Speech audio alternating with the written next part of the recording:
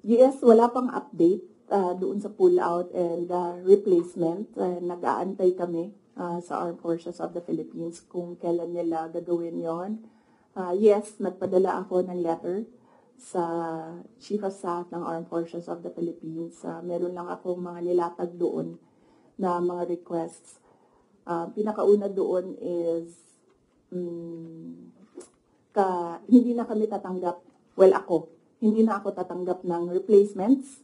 So kung magtanggal sila, hindi na nila i-replace. Iwan na lang nila kung ano yung maiwan. And kung wala mang maiwan, dahil tatanggalin nila lahat, I already said that I will seek security arrangements outside of the Armed Forces of the Philippines already.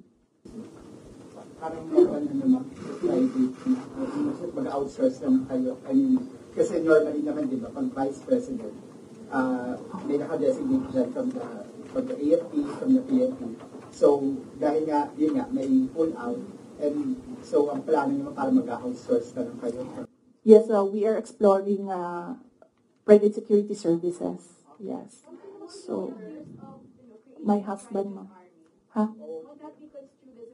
No, because there are professional security services. So that's not considered as a private army. And I do not know if these individuals are allowed to bring guns. So that makes them less of an army ma'am kung wala silang baril. Hindi ko alam yun sa professional security services. But that is one option that we are preparing for in case there is a pull out of the entire security detail from the Armed Forces of the Philippines. Initially, I asked my husband, and then he said that he'll make arrangements. Well, wala pa kaming we have not requested for proposals yet from service providers. We have not requested a proposal yet. So, but I think only Filipino organizations or agencies are allowed that kind of service within the Philippines. I think, Mama, I do not know.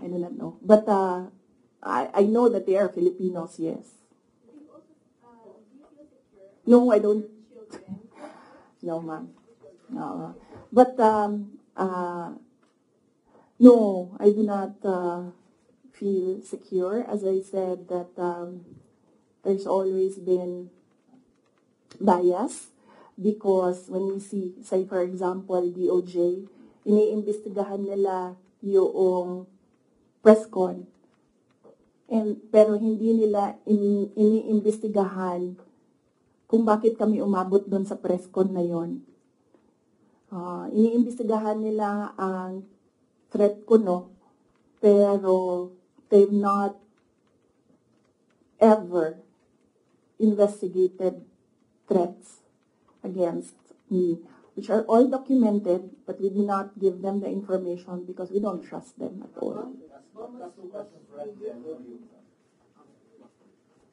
Ma'am, kasi sabi po nila mga congressman po, ma'am, kasi parang contrived lang daw yung threat ninyo. Parang it's just an imaginary threat. Like for example, si Asidre nagsabi na imaginary daw yung threat ninyo, unlike doon sa sinasabi na threat daw, yung threat to the First Family and Speaker Rongan. So what's your take on this po? Kasi parang dinidismiss po ng mga congressman na kayo po ay nag-threat, nagkaroon ng threat sa inyong buhay. Parang sinasabi nila, hindi naman, parang imaginary lang yung threat ni Vice President as opposed to sa sinabi niya doon sa press conference. What's your take on this? Yes, we have documents, sir. We have screen caps, we have photos, we have police blotters, we have everything on file. But I never talked about it before because I felt na it was part of my job as Vice President. You get that? Aba? So, and it does not affect my work. So, all the more that it was inconsequential for me at the time. But right now, seeing that they are picking out words that I said and making a case out of it and saying that these are threats. So I think they should start with, where is this coming from? That is the question that they should ask themselves. But I don't think they'll ever ask that of themselves. So we'll just move on to the cases and the impeachment and whatever will come in the new year. Do you regret saying or making such threat to the President and the First Lady and the Speaker? No, ma'am. Buti na yung alam nila, ma'am, na pag namatay ako, hindi talaga ako, I will not die in vain. You mentioned the 2028 presidential elections that all of the attacks of the Marcos government now is all connected to 2028. The last time, the sitting vice president, a very popular sitting vice president, was investigated for corruption allegations and refused to respond in the public forum. Natalo po siya sa elections, and I'm referring to former Vice President Jejomar Binay. Ma'am, are you concerned that your enemies would be able to turn public opinion against you and it will hurt any potential plans of you running for president? You're leading surveys as earlier. I've not seen the recent surveys, but yes, that is what they are trying to do, turn public opinion. That is the strategy.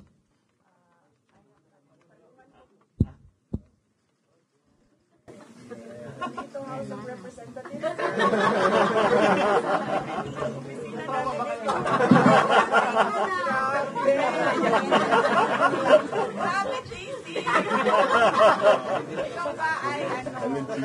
Agent. Oh, yes. But I am not. Yung mga mic dito. Hala.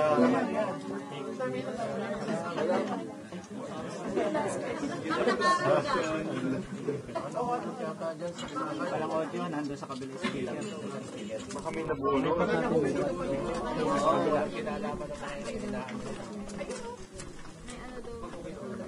Ayun. Dito na ako.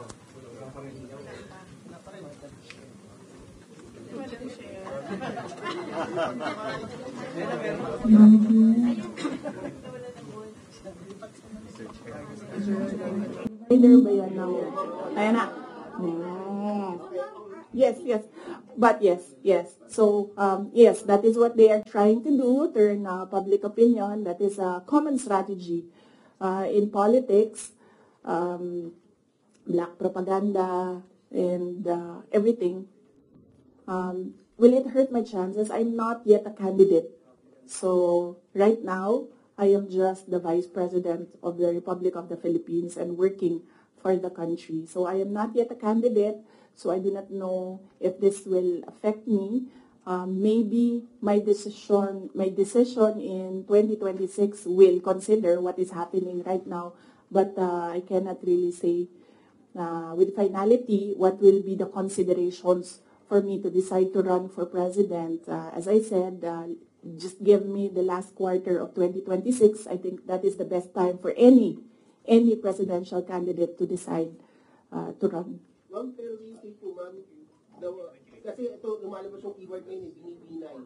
Para kayo ginagawang binay yung task for former Vice President Jejomar Binay. You think po, ma'am, binibinay kayo ngayon kasi malakas kayo ngayon this survey and possibly tinutukod nila kayo para mawala yung political clout ninyo sa 2028? Yes, oo. Yan naman ang sinasabi ko eh. It's all, these are all political attacks. From the attack from the left on the confidential funds, the meeting with the Speaker of the House of Representatives, and the attack on the budget, and the other attacks that you see in social media. So these are all directed to remove me from the race, yes, and then, of course, remove me from office. Ay, that needs a sit down. Ay, lako. So talaga, sasabihin ko sa'yo, paano ko nalaman na gusto ni, na plano or gusto ni Martin Romualdez na mag-president? Ay, naku.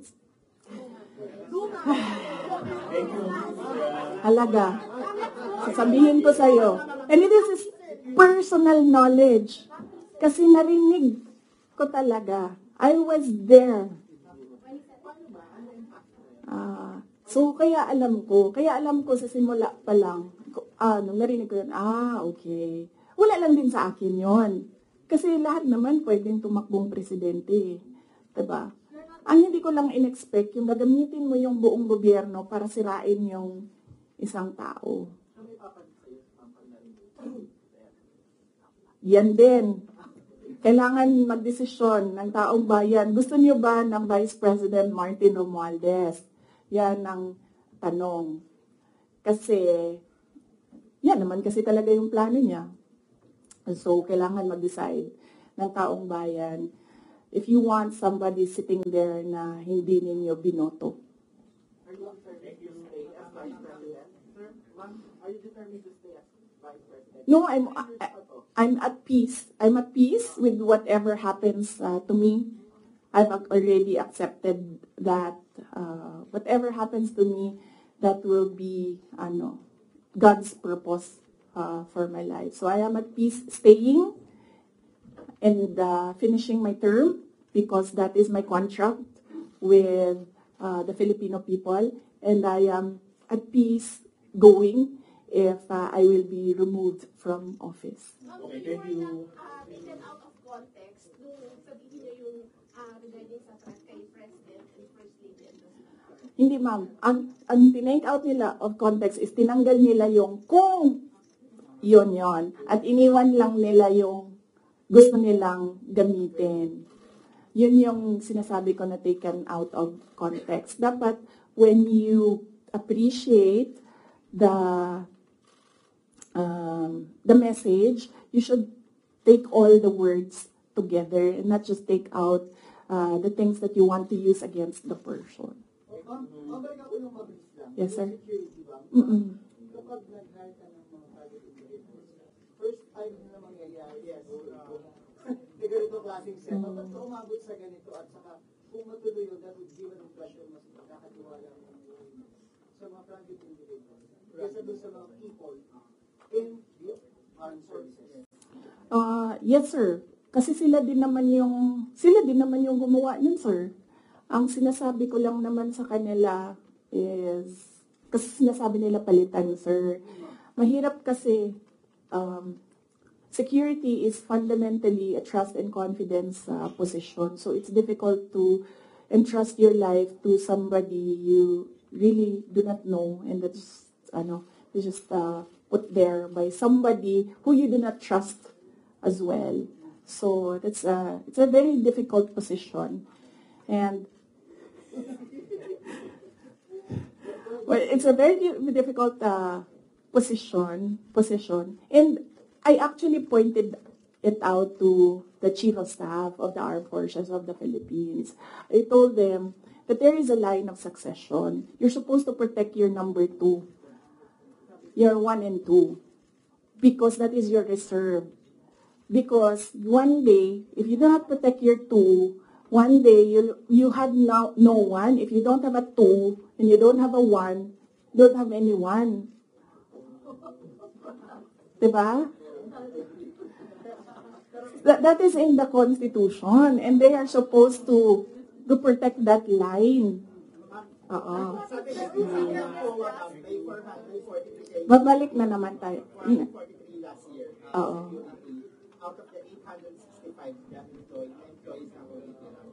So, with that regard, yung plano yung pag-outsource ng private security, do you plan to get that same number of security or much higher, considering that you said that you have yung 400 plus, approximately 400 plus, it was combined PNP and AFP personnel.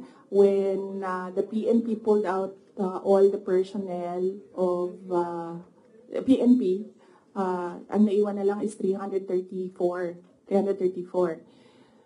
AFP personnel. And not all of them are working for security.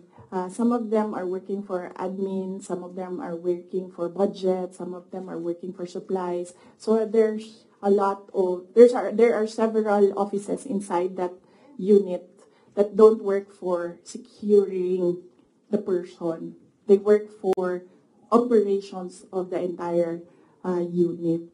So, iilan lang dyan, sir, ang nasa security talaga. You like close-in security. Ma'am, yung hindi mo tinatrust na appointing person, is it BBM or the chief of... Ay, silang lahat, ma'am. I don't trust anyone right now except myself.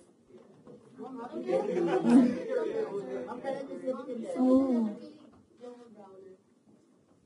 Hindi ko na maalala. Ito lang nakaraan. I think this week siguro or last week. I don't trust my memory on that, pero very recently. Yes. Thank you, ma'am, for answering. Sana naman next year na tayo magkita-kita ulit, ha?